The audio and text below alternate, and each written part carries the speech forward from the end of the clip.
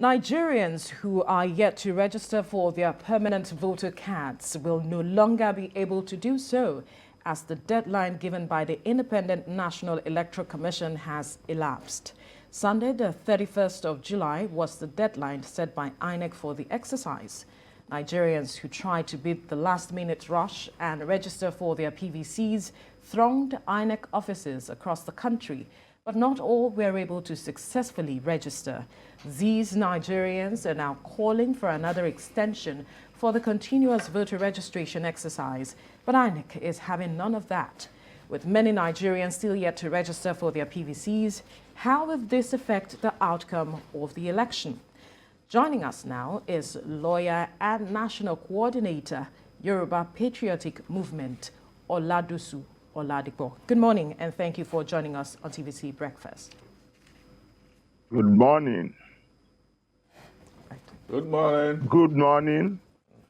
Now, have you been able to get a general view of the statistics of those who have voted, who have registered so far? According to the figures we have about 96 million voters, prospective voters, I should say, and they say the Northwest and the Southwest top the figures. Northwest with about 22 million voters, Southwest with about 18, followed by North Central with about, I think, 16 million, and then followed by South about 15, and Southeast with about 11. Yes, in recent time, the registration for the last 13 months was about 12 million. Out of the 12 million registration, the Northwest is still leading with about 2.5 million, followed by the North Central, 2.3 million, then followed by the South 2.4 million, then followed by the Southwest 2 million, then followed by the Northeast 1.4 million, then Southeast 1.4 million, making a total of about 12,288,000 approximately. So, as a matter of fact, the call at the end of the close of registration, 31st of July, that's the figure so far.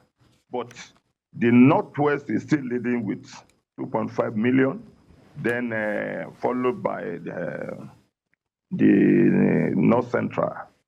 So the North is still galvanizing their people to do more registration because they are politically more conscious than the South.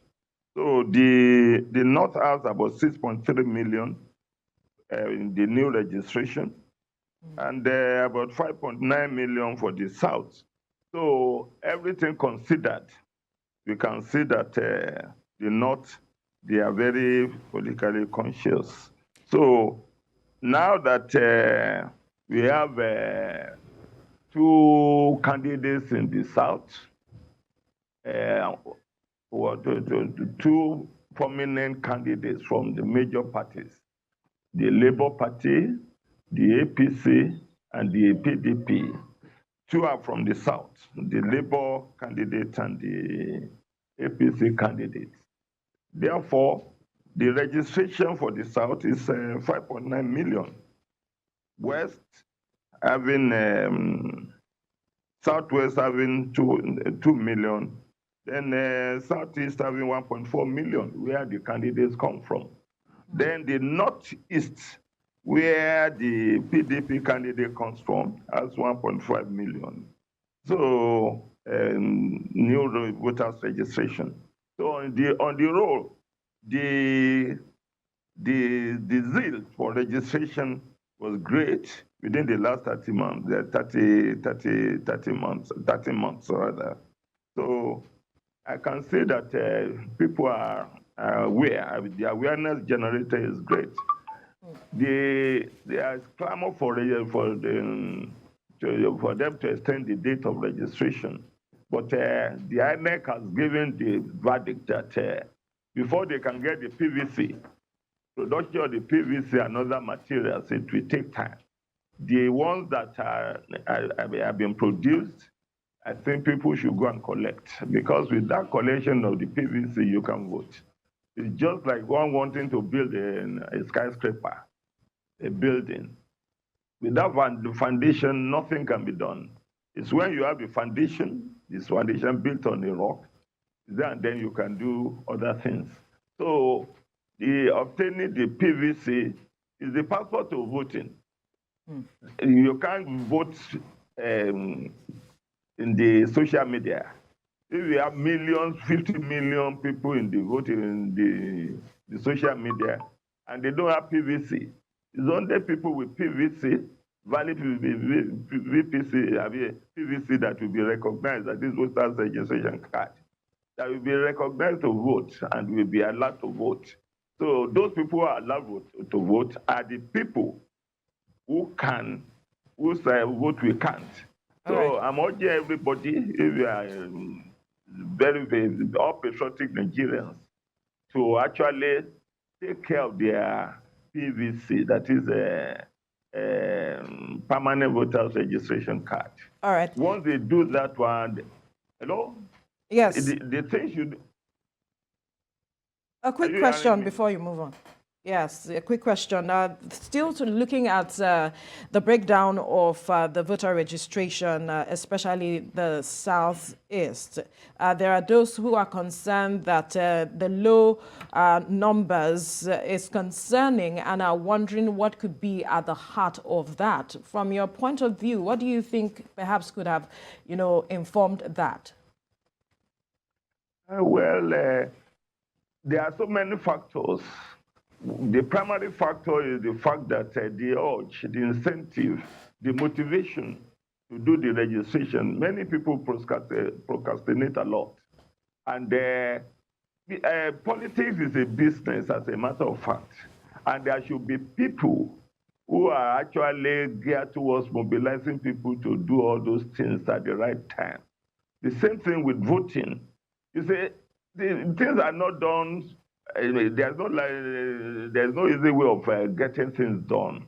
All one needs to do is just to get some people, some devoted people. In America, in Europe, there are people who are canvassers, who will go from door to door, who will go from house to house, to really make sure that what is necessary at that material time is done rightly and at the right time. But in Nigeria, particularly in the north is better because the awareness, they take politics as a business, and politics politics determines virtually everything. If you have all the policies and the political leadership is not right, everything will be wrong. So we are clamoring in 2023 to get the right leader.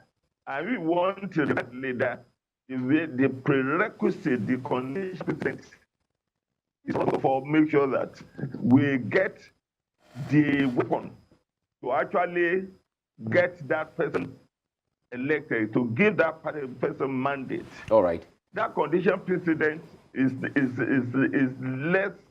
Well, the activity in the south is less than that of the north. I don't know why that one is the case. All right. Let me ask you. It may be religious.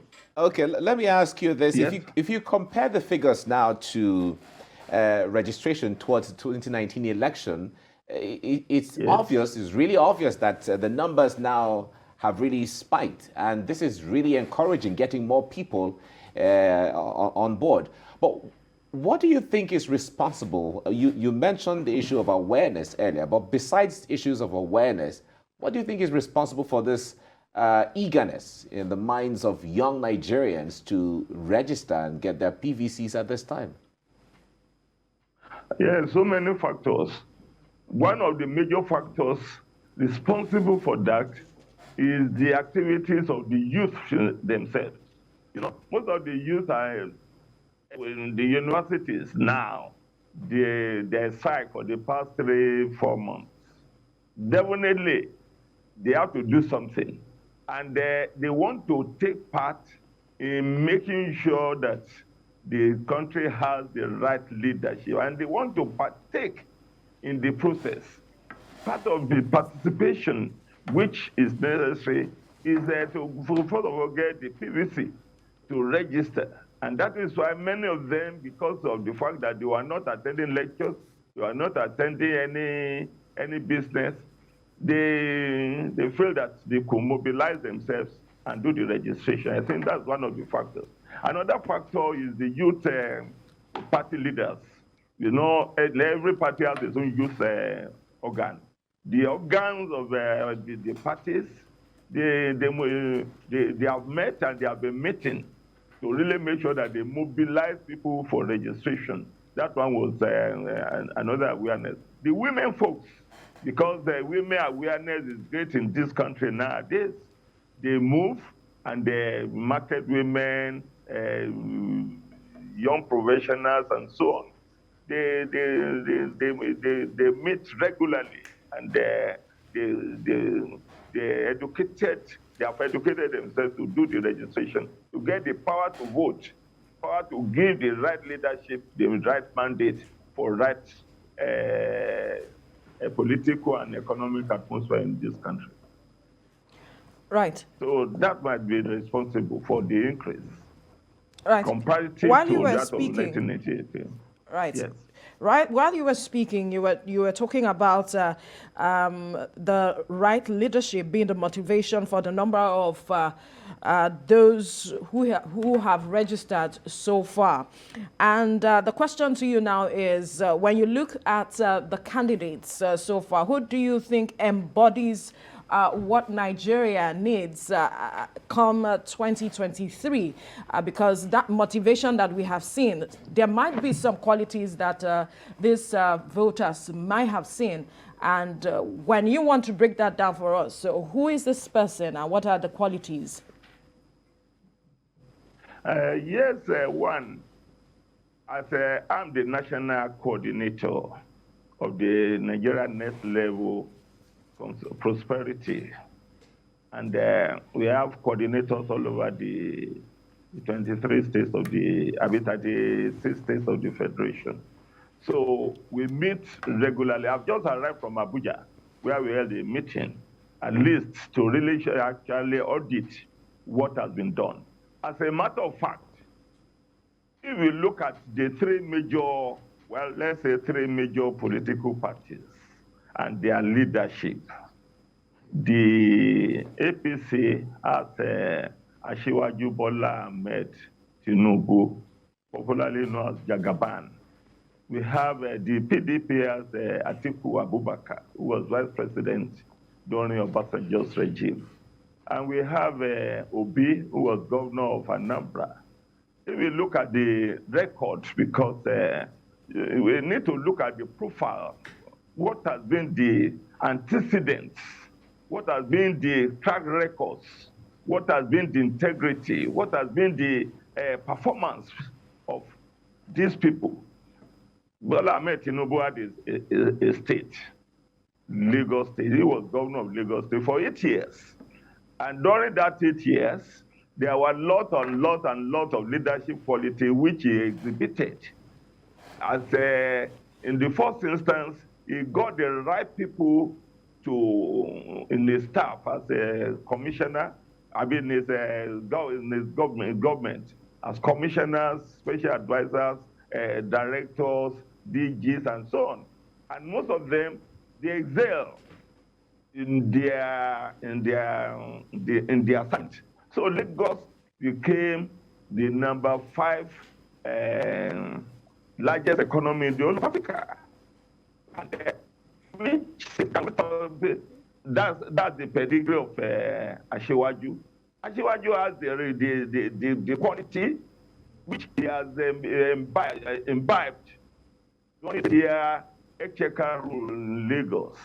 And that motivated a number of people. For instance, I started this mobilization as far back as 2017, holding meetings, attending conferences, and actually sensitizing people to really make sure that we do the right thing for the right time.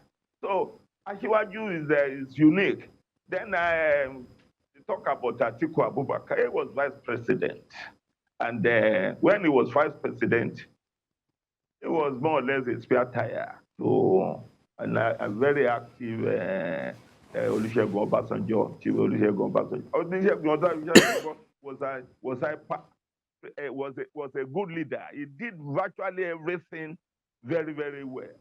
Then Atiku was learning. He learned for 8 years. We haven't seen anything which he did. If he did anything, or if he has done anything, definitely some of them have not been brought into the fore to make him an exceptional leader whom we can actually vouch for to paddle the economy, the security, and everything of this country right now. And Obi was more or less he was impeached, but reinstated. If somebody was impeached in his state, we didn't learn that Asiwaju was impeached. He was never impeached. Otherwise, he installed so many people from zero in the Southwest. We had installed 6 governors, not only in the Southwest, across the country. So, and most of his lieutenants, for instance, like Mohammed was his chief of staff. He's been second term, what's it called? The second term Minister of Information, and did very, very well. Ralph Aregbesola was his minister, was his commissioner, was his commissioner. He was 2 terms governor of Oyo State, Osun State, before moving to become the Minister of Interior. And he's doing very, very well. He has about 6 parastatals. These are exchequer things, and there are lots and lots and lots of other things which he has done. We can't talk of that about that of Atiku Abubakar and Obi. Let them point to people they have mentored, who are in good position and who are doing well in their various positions. So, you see, before we choose now, the thing that motivated people to vote, we have been mobilized people to vote, to do the registration, particularly the youth, is leadership. They're able to separate the grain from the chaff. So this is the time to separate the grain from the chaff, because Nigeria needs correct leadership, correct one, not just anyone. All right, Problem of security, problem of employment, problem of virtually everything, problem of all right, power. Chief. All these things can only be done by a leader who knows his onions. Yes. Thank you very much. Your group, how are you crunching the numbers for all of this voter registration exercise? Because we have seen that there's usually a great disparity between number of those who register and number of those who vote. And the youth, especially, do not even come out to vote. They show enthusiasm to go and get the PVCs. They make a lot of noise, but when it's time to vote, they are nowhere to be seen. And some people believe that maybe this time the numbers will rise. How is your group crunching the numbers? And for what candidate? It seems that you tilt very heavily on the side of Asiwaju Bola Ahmed Tinubu. But how are you crunching the numbers from all of these? Northeast, as I said, has about 12 million votes. Northwest about 22. North Central about 16. South about 15. South. Yes. South about 15. North Central about 16. Southwest over 18, and Southeast about 11. Yes. Are you crunching the is, numbers for 2023? 2023. Now we have coordinator for virtually all the zones. For the northwest zone, we have Alhaji Suleiman Aminu Suleiman. He is from Kebbi. And we have finished with the voters registration now. It is now mobilization. Mobilization to start, not the cosmetic jamboree, what's it called, meetings or rallies. I don't believe in jamboree rallies. We believe in door-to-door mobilization. And that mobilization has started. That's the meeting we held in Abuja. And the chairman, the national chairman of Network, Next Level Consolidation Forum is Her Excellency Dame Pauline Talem. We met, and the Northwest is, I've told you, is Alhaji Suleiman from Kebbi. The Northeast is Alhaji Mamadou Makinta from Maiduguri. Is a well-known, is a quantities of your classmate of Erufai in ABU. And from the North Central, we have a woman who is very energetic, the wife of the former chief of army staff. That is Miriam Saliu Ibrahim from North Central. She's from Kogi, as a matter of fact. And from the North, if you have a meeting in the North, the Southwest today, in Abeokuta, for this mobilization exercise being headed by Honorable Popola Adishina. There's a meeting today. If you get to Abeokuta today, you will see them all the Southwest leaders of Next Level Consolidation. And from the South side, we have Dr. Samson Jaja, Jaja of Opobo, the great grandson of Jaja of Opobo. And from the Northeast, the Southeast, we have Dr. Ayim, Nyerere Ayim, who is from Abia.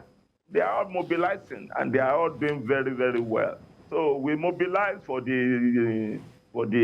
that's the network of, I'm the national coordinator. So all those coordinators, all the 6 coordinators, they're under me.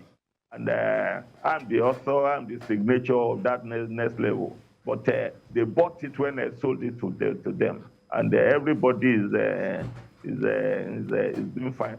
This next stage which we have for Ashiwaju is mobilization. And we have broken the mobilization into 3, activities into 3 zones, and into 3 levels. We have the bank and shore, the swing, and the hopeless. The activities for the hopeless section, because we can't say that we have everything. The activities for the political activities and the momentum for the hopeless will be different from the swing. The swing will be different from the bank and shore. When we have the bank and shore, we should not go and rest. We should walk and walk and walk. As what Chibolege told us, that we should mobilize, and mobilize. It's mobilization that wins the vote. Don't rely on money or this thing. If you get money, people may get money and will not vote. But if the mobilization is thorough, you have to get to the grass and you have to get to the root. Some people will not get to the grass. Even getting to the root will be very difficult. So even if they bring money overnight, the money will not get to the grass, and it will not get to the root. But we have started from the root and the grass. So we are grassroots mobilization effort. You know, we call it next level. When you say next level, it means that you are rising. You want Nigeria to move to the next level in deliverables. Prosperity deliverables. And you can only do that to move to the next level if you have the right leader, because leadership makes the difference because leadership with leadership with ideas, leadership with aspiration, goals. That's why we are supporting the Asiwaju Bola Ahmed Tinubu. All right. And by the good grace of God, it will solve most of the problems in Nigeria as it did for Lagos. All right, we have to leave this conversation now. We must thank you, lawyer and national coordinator, Yoruba Patriotic Movement, Oladosu Oladipo, for your time on the program.